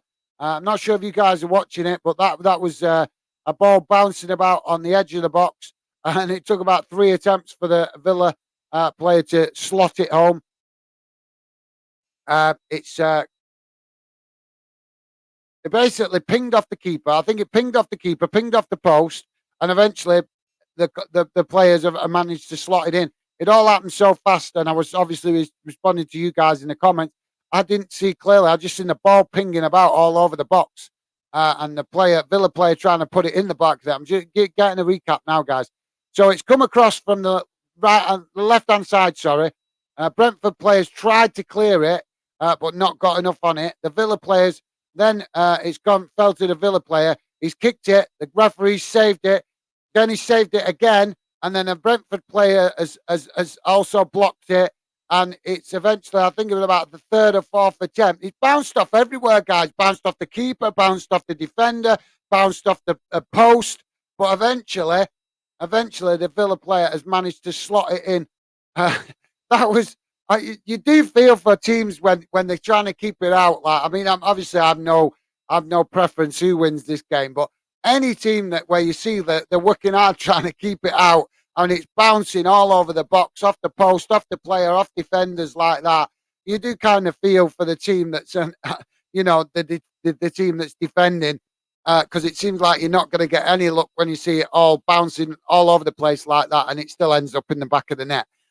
So yeah, but that's why we love the game, don't we, guys? Because we have crazy goals like that sometimes, and that's what keeps us. That is what excites us and gets our passion sparked. But yeah, big shame for Brentford. And an opportunity wasted for Brentford, a very rare opportunity.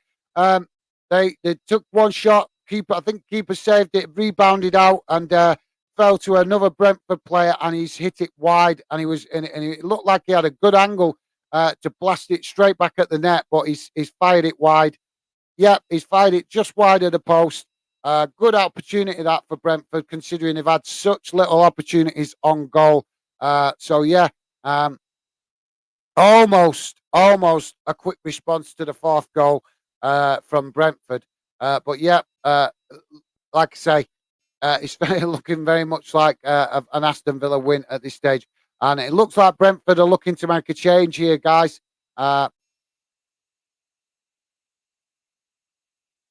Mbel, Mbel, I can't even read his name. Mbemu coming off and Zanka coming on for Brentford.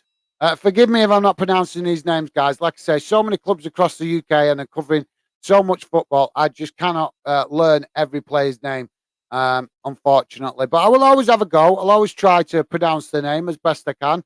But it's not always possible because, like I say, just too many players to be familiar with absolutely every player across all leagues. But yeah, change for Brentford.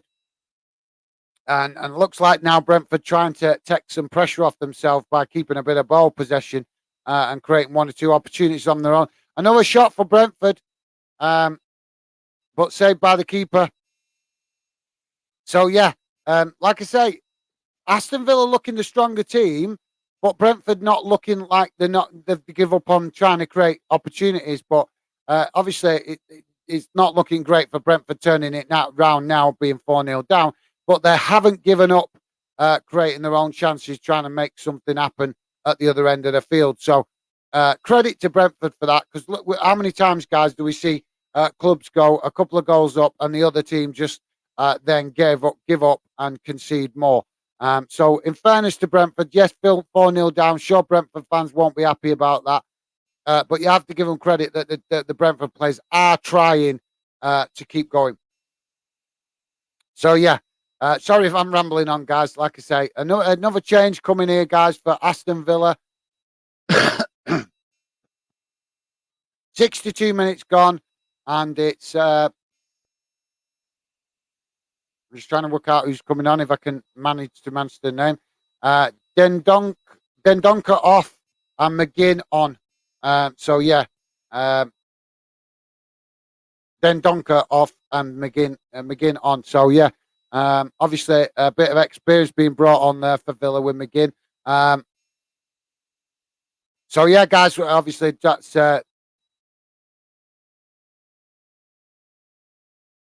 just coming on to the hour mark. 63 minutes gone, and it's Villa 4, Brentford 0. I'll go around the other games very shortly, guys. There's not many to report, but I will come back to them, give you an update on them in a minute. This is quite a good game, considering it seems off the scoreline very one-sided. But obviously, like I say, Brentford trying to create something. And I always admire teams when they're 4-0 down or whatever, they've had a bad start and they're still trying. You've got to give them credit for that, because as fans, that's what we want to see. I'm not a Brentford fan, but I'm looking at it, obviously, from a Brentford perspective. It's good to see when teams still keep plugging away and trying. And we're definitely seeing Brentford trying. Ella, back to the comments, guys. Ella is saying, "Nah, my mum and dad are Villa fans." All right, sorry, my bad, my bad. I thought you said they were Wolves fans. My bad. I must have read one of your previous messages uh, incorrectly.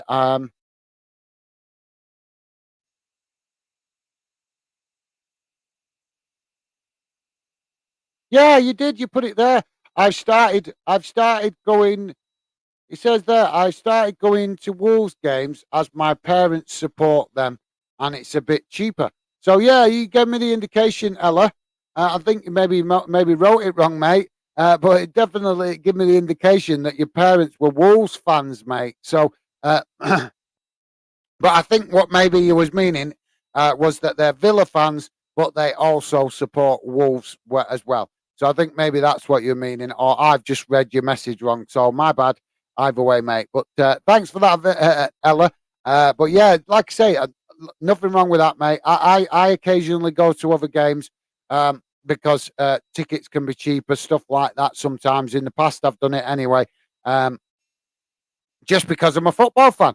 I'm a football fan, so it doesn't matter. Obviously, I prefer to go to see your own club as much as possible, but as a football fan, sometimes it's just nice to go to a game as a neutral and watch other clubs or other clubs that you also have a liking for as well. So, yeah, thanks for that, Ella. Appreciated, mate. My boyfriend is a Wolves fan. Ah, right, I'm with you. So your boyfriend's a Wolves fan. Um, I'm surprised you're not trying to convert him, Ella, to being a Villa fan, mate. But yeah, thanks for that. And like I said, apologies for the misunderstanding, mate. Aaron Hart is, yeah, mate, I saw the message and I replied, hopefully catch up with you after because I'm happy to join the ambassadors. Yeah, like I say, mate, I will definitely. I meant to last night, Aaron, like I said, but obviously you've seen that I did a live stream yesterday. And whenever there's a live stream, even though it's just looks simple, there's all the prep. I have to make posts. I have to promote it. There's all that kind of stuff that I have to do before. So I try to do as much of it as I can the night before so that I'm not leaving it to doing it right before the stream because that just gets me stressed. And when I'm coming on a live stream, I like to be as calm and as focused as possible because it's not easy to sit here for 2 hours on my own talking. Guys, you could probably see the links in the chat. So if you want to come on this channel, you are welcome. The link's there. You just have to click it. But obviously, I know a lot of you guys prefer to avoid being on camera, which is fine. But I'm just letting you know the options there if you want to use it. But hopefully in the future, guys, like I say, at the minute, I just keep plugging away with these live streams because it's important to get the channel going, get more fans to know about us. But hopefully in the future, we will start to find fans that have confidence to come on camera and talk football. And then that's when we really start to get the Fanden project moving forward. Because like I say, Fanden is also always about talking about real talking points, and we'll always be doing match watch-alongs where possible. But it's also about involving you guys, the fans. That is definitely something I want to stick to throughout the channel. Even if we become a big channel, like some of the other YouTube, I will always try to keep that focus. And anybody that ever comes to work with me on Fanden will be reminded that that is a big part of the project, that fans know that they are welcome to come on Fanden and have their say. Because, like I say, you might go 6 months or 12 months or 2 years and not want to talk on camera. And then something at your club could get you really riled up and you want to talk about it. You want to express your opinion. You want to have your opinion heard. That is what Fanden is here for, guys. It's here to give you guys that platform to express your views and opinions, even if your club don't want to hear it. Fanden will let you have your opinion heard. So yeah, like I say, sorry to ramble on about that, guys. I just sometimes have to let you guys remind you guys that a lot of what I'm doing at the minute to do with the channel is about getting it out there. It's about promoting it. It's about getting more fans to know about it. But in the future, I've obviously got bigger ambitions for the channel. And like I say, one big thick factor I always want to stick to is letting you guys know that you're welcome to come on the channel if you want to. So yeah, Like I said, guys, just quick. I'll come back to comments in a minute. Just quick, give you a quick update. It's while there's a break in the game. It's still 4-0 Brentford. Sorry, 4-0 Villa. 4-0 for Brentford nil. Sorry, getting a bit tongue tied there. 67 minutes gone, so we're just coming up to the 70-minute mark. So about 20 minutes left, plus added on time. We've got a player down, getting a bit of attention off the medical staff. So it's a perfect opportunity to just give you a quick update on the other games, guys. So it's Wolves nil, Leicester 3. 75 minutes gone in the Premier League. Aston Villa obviously 4-0 up against Brentford. Southampton have pulled one back to level with Arsenal, so it's Southampton 1, Arsenal 1. That could be a very interesting point for Southampton if they manage to keep that um, as a draw. It would mean obviously Arsenal dropping points at the top of the league, and you don't want to do that when you've got Manchester City right behind you. So we'll keep an eye on how that one goes. Leeds still 1-1 with Fulham. And like I said, guys, there was a couple of games in the Championship, if you missed it, at dinner time, which finished Wolves 4, Luton 0, and Swansea played Cardiff, and it finished 2-0 to Swansea. So, yeah, that's just a quick update, guys, on what's gone on today in other games in the UK. No games in Scotland today that I'm aware of. So, yeah, not like I said, there were a lot of football. It sometimes varies, guys. Sometimes a lot of games on Sunday, sometimes a lot more games on Saturday. But like I say, Saturday always seems to be the busiest day for the football, obviously. But sometimes Sundays can be a bit mix and match. You can have busy days and not so busy days. I think we've also got a later kickoff as well in the Premier League. Yeah, we've got Tottenham playing Newcastle, which is a half past 4 game. So yeah, well, obviously that's going to be an interesting one this afternoon. Thanks for that, Aaron, mate. Like I said, I will get back to you on the message, mate. Like I say, as I explained, just a crazy 24, 48 hours with doing 2 days of back-to-back streams. But as you know, I'm trying to increase the amount of work that I do on the channel to help me get the practice, to get better at doing these live streams. But also to help us get seen more of the football community to attract more fans to fandom. So, guys, Villa, I'll come to the comments in a minute. Villa in possession. Oh, no, Brentford, sorry, just nicked it there in possession. Quite a bit of scrappy activity going on down this wing, depending on which perspective. Obviously, from a Brentford perspective, I think it's their right wing. From a Villa perspective, it's the left wing. So yeah, but the activity for the last couple of minutes going on right in front of the technical area. But not much to report, guys, because it's kind of pinging one way. Villa get it, then Brentford get it, then it goes out for a corner, and then vice versa, and that's been happening for the last minute, 2-3 minutes. And you see, it's done it again. It's pinged about between the players, and it's gone out for another throw in. So it's just maybe a bit of a lull in the game right now, guys. I'm sorry, Ella. Did you watch much of the women's Euros? No, mate, I didn't. I haven't. I've nothing against the women's game at the minute, but obviously trying to get the project going of Fanden. I'm very much focused on the men's game at the minute, and we will involve the ladies football in the future at some point. But I need to grow Fanden. I need to find other people that I can work with to help take the pressure off me, because obviously I'm the lone ranger at the minute. You look at most other YouTubers, guys, they're working in teams. They're working with other people. There's a couple of them. A lot of cases, they're working as teams. When you work on a channel on your own, it means everything is down to me. Everything. The social media stuff, the YouTube stuff, everything is all for me to do all that work. So obviously that can mean I'm very busy sometimes. And just sometimes miss games because I've just got that much to do. Obviously, my lovely wife helps out in the background with stuff where she can, and that's massively appreciated. Also, my cousin Lee is a big help in the background, and also my best mate Carl helps as well. Bear in mind, these guys that I'm mentioning are not football fans; they're friends and family. And also, my mum and dad are quite supportive with the project as well. So, like I said, I've got family and friends that help me out where they can in the background, but they're not football fans. They help me out because they want to help me make this a success. They don't help me out because they're interested in football. So a lot of the fandom stuff is down to me to do. So my hope that in the future is that I find people to work with and in the future I may even come to the point where I get other fandom people involved. But for now, like I say, it's very much all on me to do everything that I'm doing to do with fandom. So it kind of some days my plate is just filled with the amount of stuff that I have to do. But it'll get better in the future as we hopefully grow the project, get some of you guys involved, and also find other fans and possibly other YouTubers that I can work with in a teamwork way.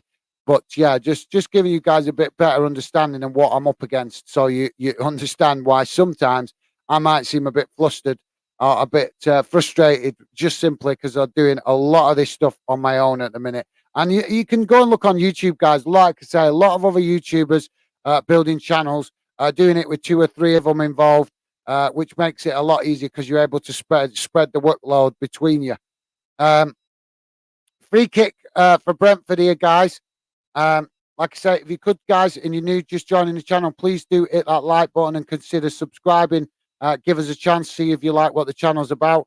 Apologies to keep mentioning it. I hate doing it, to be honest, but unfortunately, to build the channel, it is an important thing that I have to do, to keep mentioning likes and subs and stuff. But I would prefer not to do it. But hopefully, one day, maybe the channel will grow enough that I don't need to do it. That's the hope, anyway. So yeah, we got a corner coming in now for Brentford, guys. Like I say, I keep mentioning Brentford with opportunities or trying to create opportunities, which suggests they're trying not to give up on this game, to at least maybe get a couple of goals out of it if they can. But obviously, not much hope. It's petered out, guys. Gone straight into the box, into a group of players, and it's gone out on the other side for another corner. But yeah, that was kind of a bit of a poor corner, yeah. But Brentford lucky to get the opportunity to have a second corner, if I'm honest. Um, Bit of handbags going on here in the box. A bit of pushing and shoving, as you can imagine. Just bear with me a second. A corner comes in, and it's headed clear. Headed clear. And the Aston Villa player just about to get on the counter attack with it, and for some reason, the referee's blown the whistle and stopped play. I'm not sure why. I'm trying to work that out. Right. So I think the referee has brought it back because he was actually interfering with play. The referee, the ball came back out.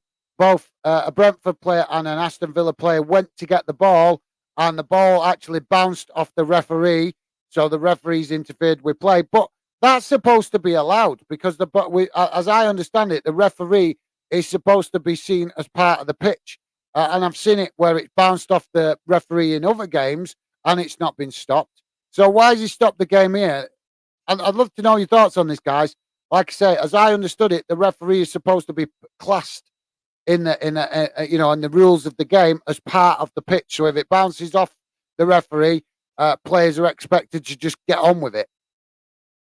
But he's brought it back. He's given us a 50-50 kick, and it's ended up going out, and now it's a free kick for Villa for the ball going out.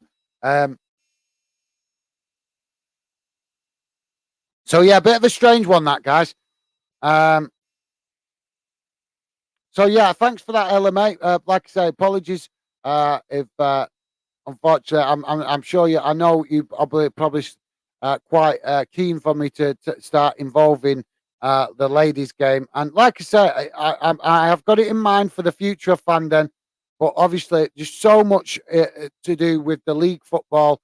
I mean, I haven't even had any time to prepare yet for what I'm doing in the World Cup because I've been so busy trying to do all the league football stuff. So yeah, hopefully you can understand, Ella. But it is in my mind to do to involve the ladies' game in the future of fandom. It just probably won't be just yet for a while because, like I say, working alone means I have a lot to do. But yeah, Lionel Thompson. Yes, I am. Cheers, guys. Excited to see you all again. It's like 30 Celsius in Spain. Right, well, cool, mate. I'm glad the weather's good for you. That's because obviously that's why we go abroad to get some sun on our back, so to speak, and get away from the gloomy, rainy weather that we get a lot in the UK, especially at this time of year. So I'm glad to hear the weather's good for you, mate, and glad to hear you enjoying your holiday. And like I say, stay safe. And yeah, very much appreciate you dropping in and making that special effort, mate. Because I know when you're out the country, it is a special effort because internet access isn't always easy to get when you're outside of your home, your own area, so to speak. So thanks for that, Lionel. Really appreciated, mate. And like I say, stay safe out there and hope you enjoy the rest of your holiday. And yeah, I look forward to catching up with you properly when you get back, mate. And yeah, guys, go and check out Lionel. If you want his link on to his Instagram, you can drop me a message. I think he's also doing a bit on YouTube as well, so you can check that out. But yeah, you can check him out on Instagram. Big Derby County fan. I have to think about that one then. Big Derby County fan. So you can check him out on Instagram. Definitely wouldn't, like I say, always give you guys a shout out when I see the fantastic support you give to the project. So when I can, not always possible. And obviously I don't always remember because my brain's going at 20, it's going at 70, 80 mile an hour sometimes, trying to remember what, things to remember. But I do try to mention you guys to help you get some followers and stuff. When I see that you guys are really supportive of the project, I want to try and help you guys out back as well, if possible. Get some followers or a bit of attention to your channel if you're doing YouTube as well. So thanks for that, Lionel. Like I said, mate, catch up with you hopefully soon when you get back. Aaron Hart, I never expected Villa to come out and smash Brentford like this. Maybe Gerrard was doing it wrong the whole time. Well, yeah, mate, maybe you're right. You could be right. But also, how many times have we seen a reaction from a team, when the manager gets a sack? We see it quite regular. That managers do players do react to what managers do. When managers get the sack. And it's hard, isn't it? It's hard to work out. Is it an indication that the players weren't happy under the previous manager? Or is it an indication that they were overwhelmed with his tactics, his ideas, his lineup, or they didn't buy into his ideas? But with a manager's younger Steven Gerrard only being in charge for less than a year, so I believe, it's a bit disappointing to see players not buying into his ideas. But then again, maybe he overwhelmed them with too many ideas, searching for the answers to the problems, with the results being quite poor in the last few weeks. And also, like I said, I'm sure that Stevie G will have learned a lot from this, and hopefully it helps him become a better manager in the future. Because obviously, I think we'll see him back in management. But like I say, he's had the opportunity to manage the under-21s at Liverpool, then straight up to the Glasgow managing Rangers for a couple of years. And he had some good experience up there. And now he's had a tough experience at Villa. So now he hopefully takes a rest, digests what's gone on. Hopefully he doesn't rush back into a management job, because that one thing that bugs me with managers when they rush back into a management job, take the time to digest what's just happened at your previous club, and that way you can learn from it. That's my opinion. Other fans, football pundits might think differently. That's fine. But in my opinion, I think a manager, especially young managers, are going to get better if they take the time to digest when things have gone wrong. And Stevie G's got that perfect opportunity now. He's got a couple of weeks, a month or two to take a break, digest everything that's happened in the last couple of years with his management experience, and hopefully learn from it and take that into his next job. So yeah, it will be interesting to see when he comes back. But like I say, for me, I hope he takes a break to allow himself to digest what's gone on. But like you said, Aaron, it definitely the way that Villa have come out flying today. First 3 goals in the first, I think it was first 17 minutes, 14 minutes, something like that. So definitely showing a reaction. But the question is, what's that reaction to? Is it to the manager getting sacked, or to the fact of having, the caretaker manager bringing it back to basics? Because a lot of time when we see a new manager come in, that's why they get results, because they can do that. They can go back to basics, simplify it for the players, take all the pressure off with overwhelming them with tactics and ideas and stuff like that, and they can simplify it. You know, and that can, like I say, that can get a lot of positivity. But we like I say, it's definitely. Aaron makes a good point. It's interesting to see how the Villa team have played today, because it's definitely been an upbeat performance with high intensity, lots of energy, and obviously quite a few goals. So thanks for that, Aaron. Aaron also saying, yeah, mate, not a problem, no rush. Just message me when you can, mate. Yeah, I definitely will, mate, because like I said, I don't like letting things drag out over days and days and days. Obviously, with a lot to do with Fanden, I like to try and get each task knocked off as quick as possible. And when I say task, what I mean is, obviously, I've got that many tasks to do that when I make a point of specifically saying that I'm going to talk to a fan about a specific issue, a specific thing or whatever, I like to get it done and dusted and out the way, because otherwise, if it drags out over a couple of days, I've got to keep remembering that I need to do that. So I just like to say, to make to keep the pressure off myself with the amount of things to do for Fanden. I'd like to try and get things knocked off as quick as possible. So I will try to message you later, mate, and catch up and sort that out so we can get it wrapped up and done with. And then and like I said, because this ambassador idea I'm trying this season, it might not work yet. It's going well. It's going okay up to now. It's kind of, I'm not judging it too soon. There's been good aspects of it and there's been bad aspects of it that I feel have not worked out. But that's why we do these ideas and experiment. But I'd say it's been an improvement on what I did last year. It's definitely been an improvement on what I did last year with the Fan Zone project. And I haven't given up yet on the Fan Zone project. I've just scaled it back for now because, like I say, working on this new idea on social media, which is group ideas. If you don't know about it, guys, you can get involved. We've got groups on Instagram, and this year's groups are specifically to do with what league your club is in. So if you're a Premier League fan, we have a Premier League group. If you're an EFL fan of an EFL club, we have an EFL group. And if you're a fan of Scottish football, we also have an SPFL group. So yeah, if you're interested in that, you can drop me a message on Instagram. We also got some group stuff going on for Facebook, but that's slightly different. But you can get involved in that as well, where you can actually, you guys are welcome to share stuff about your club in the Facebook group. And like I say, I'll always welcome you guys sharing that stuff in the Facebook group, but I won't let people promote unless they work with me, which I hope you guys can understand. But yeah, you guys are more than welcome to share stuff about your club in the Facebook group, on the Fanden Facebook group, if you're interested in that. So yeah, like I said, guys, we have, like I say, just coming up to 87 minutes, 4-0 still to Aston Villa.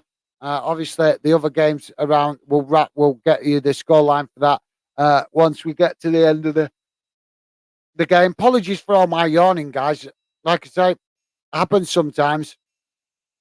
It seems to happen a lot on these live streams. They seem to get tired trying to concentrate on so many different things at one time. It seems to die down the game now, guys. A lot of activity on this far side next to the technical area. Scrapping for the ball between the teams, going out for for throw-ins. That's happened quite a lot in the last 10-15 minutes. But looks like both clubs trying to make use of that wing to make something happen. But it's ending up with both clubs trying it.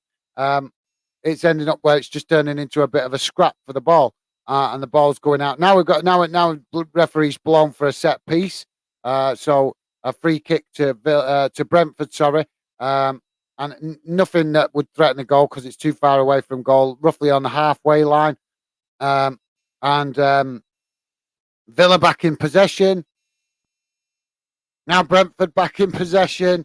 So yeah, not much to report in the game at the minute, guys. I think it's just petering out a bit now with the last couple of minutes. We've got 89 minutes gone, so we're going to hit the 90 minutes mark in a minute. So we'll find out how many minutes added on time. But I don't think there's been a few stoppages, so I don't know. We shouldn't expect more than 3 or 4 minutes added on time from where I'm sitting. But that's obviously I'm not the referee keeping track of the match. What match time am I?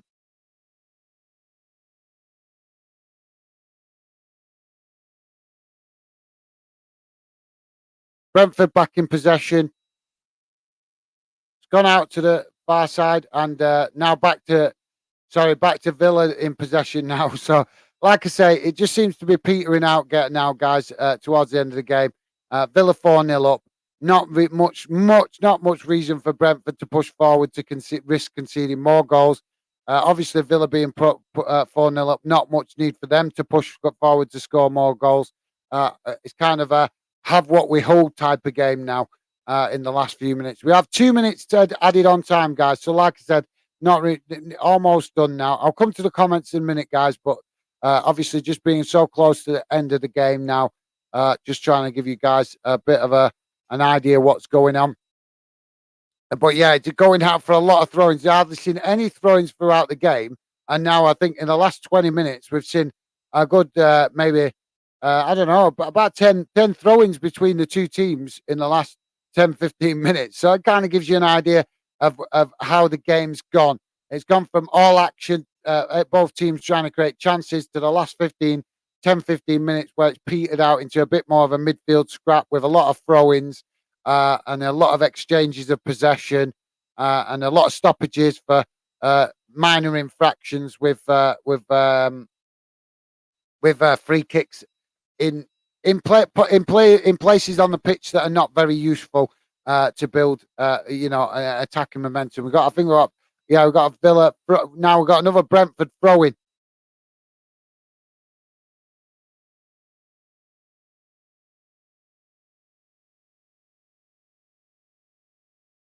Yeah, another throw-in. It's gone straight out for another throw-in. We just want the final whistle to go in this now because, like I say, not much happening now. It's just going out, but it's just being played to the conclusion, really. We're about 20 seconds away from full time here now.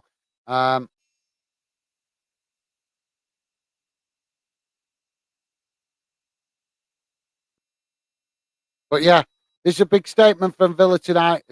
And there goes the full-time whistle, guys. So it's finished Aston Villa 4, Brentford 0. Big statement from Villa that today with regards to Steven Gerrard being sacked. Obviously, there'll be plenty of debate around this game.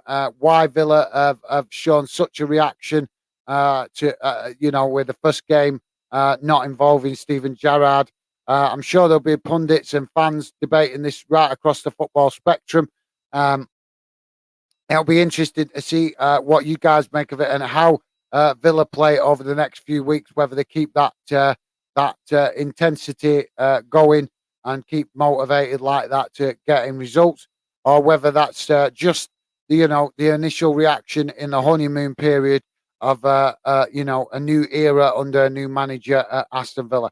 Only time will answer them questions, guys. But yeah, 4-0 win for Villa. Very positive start to the game, going 3-0 up in the first, I think it was the 17 minutes, something like that. And then getting the fourth goal in the second half. So yeah, very positive result for Aston Villa. Positive reaction after the sacking of Steven Gerrard. And like I say, plenty to debate in that game with what's gone over the last week at Villa. So like I say, hopefully we'll be hearing from you guys with your thoughts on that. Aaron is saying he didn't go great with Villa, but I'm sure clubs will still go for Gerrard. I believe he will be a fantastic manager. It's only his second job. He's still learning. Absolutely, mate. Yep, absolutely. Totally agree with that. You're spot on, mate. I think he just, like I say, I think the frustration for me with Villa is that they give Steven Gerrard the impression it's a project and they're going to give him time. And then as soon as things start going a bit wrong, then they sack him. So for me, I think it's Villa need to have a long hard look at themselves because they've impacted on a young manager's career here with giving him a false impression of what the project is. And as soon as things dropped off results wise, they sack him. So yeah, it's questionable, but that's just the football in it, especially in the Premier League. We're seeing it's just a ruthless, cutthroat game in the Premier League. But I don't like these Premier League clubs saying to young managers, "We're going to bring you in. It's going to be a project. We're going to give you time," and then they don't. So yeah, possession stats, guys. 45% possession for Aston Villa, 55% possession for Brentford. Shots on target, shots 19 for Aston Villa, 12 for Brentford. Shots on target, 11 for Villa, and I think it said 3 for Brentford. So there, you just quickly reading that, guys, for you. Obviously, any Jamaican fans be very interested in this game today with Leon Bailey. I know a lot of Jamaican fans keep a close eye on Aston Villa for that reason. But yeah, thanks for that, Aaron, mate. Appreciate that. And yeah, I totally agree with what you're saying. He's a young manager. Hopefully, the sacking at Villa doesn't affect him too much. Like I said earlier, I just hope he takes the time to digest what's gone on. And like I say, yeah, be interested to see how it goes with his future management endeavours. And like I say, I agree with what you're saying, mate, and we'll hopefully see him back in football, but not too soon. Like I say, hopefully he takes the time he needs to digest what's happened. But thanks for that, Aaron, mate. Guys, please do hit that like button and consider subscribing if you're new. Give us a chance, see if you like what the channel's about. Matthew Bishenden, technically the Scottish Championship doesn't stop for the break, but there's 1 weekend where there isn't any games. All right, well, obviously, so that's interesting because how are you guys supposed to enjoy the World Cup? Do you think maybe, Matthew, it might have been different if Scotland had qualified for the World Cup? Do you think maybe the Scottish Championship would have stopped if Scotland was involved? Love to know your thoughts on that, mate. But yeah, bit disappointing because obviously I think it would be nice for all football fans to take a break for the World Cup, but obviously, especially in Vanessa's interest with what you've been telling me earlier in the stream about the injury crisis going on at your club, mate. So yeah, I'm sure you guys will be looking for any opportunity to rest players where you can, if you've got with the amount of injuries you've got. And like I said, mate, I hope some of them come back soon because that is any club, even clubs with bigger squads than yours. But obviously, like you saying, your squad for your team is about 20 players. So 9 injuries is a lot of injuries to first team players for any club to deal with. So let's hope there's some positive news in the next few weeks for you guys with regard to getting some of them players back, firing fit and on all cylinders, raring to go for the team. But thank you very much for that, Matthew. Very much appreciate your input in today's live stream. It's been awesome to see you, especially because, like I said, not spoke to you for a while, mate, but really appreciate you dropping in today.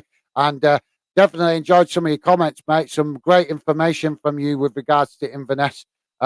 Massive Inverness fan. Guys, you can always go and check out Matthew on Instagram. I think, if I remember rightly, his Instagram account, Cali_Central.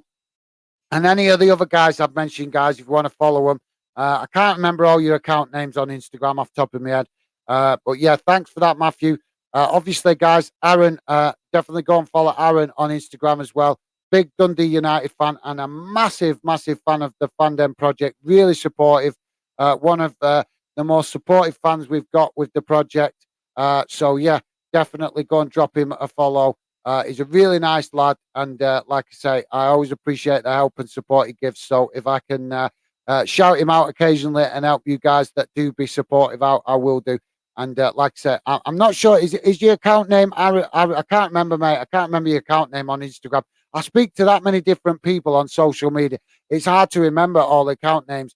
Some account names start to stick in my head the more I get to know you guys. But obviously, as you can understand, speaking to so many different people, it can be hard to remember them all. But yeah, if you want to follow Aaron, just drop me a message on Instagram, and I will definitely, because once I'm actually on Instagram, it's easier for me to find his account name. But yeah, like I say, top football fans, so definitely worth a follow. Guys, if you're new to the channel, please do consider hitting that subscribe button. Give us a chance. See if you like what the channel's about. And like I say, please hit that like button as well, because it helps with the visibility. And I hate keep mentioning it, but unfortunately, with us being a smaller, newer channel on YouTube, it's important for us to mention that to help us get the channel going. So it's finished 4-0. I'm just going to quickly read round the other score around the Premier League. There are only a couple of games, guys. First, we'll go to the Championship. There was a couple of games, dinner time kickoffs. It finished Watford 4, Luton 0, with Luton having a man sent off. And the other game in the Championship finished Swansea 2, Cardiff City 0, with Cardiff also having a man sent off. In the Premier League, couple of other games today. It's finished Wolves 0, Leicester City 4. Aston Villa obviously finished winning against Brentford 4-0. Southampton pulled it back round to get a point out of the game against Arsenal. So it's finished Southampton 1, Arsenal 1. Obviously, Arsenal dropping points in that game in their bid and their battle at the top of the table. So that could be a big 2 points drop for them.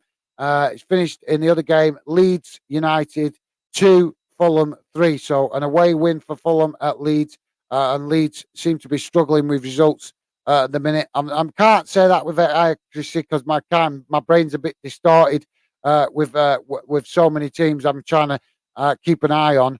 But I'm sure, if I'm remembering correctly, Leeds are having a bit of a difficult season now. And obviously that result kind of adds to it. So be interesting to see if they improve their results and if they can improve results and start getting some points on the table. So yeah, guys, that brings you up to scratch with the games around the results that's happened today in the UK. Like I say, that's pretty much it for me. I really appreciate all your comments and you guys getting involved.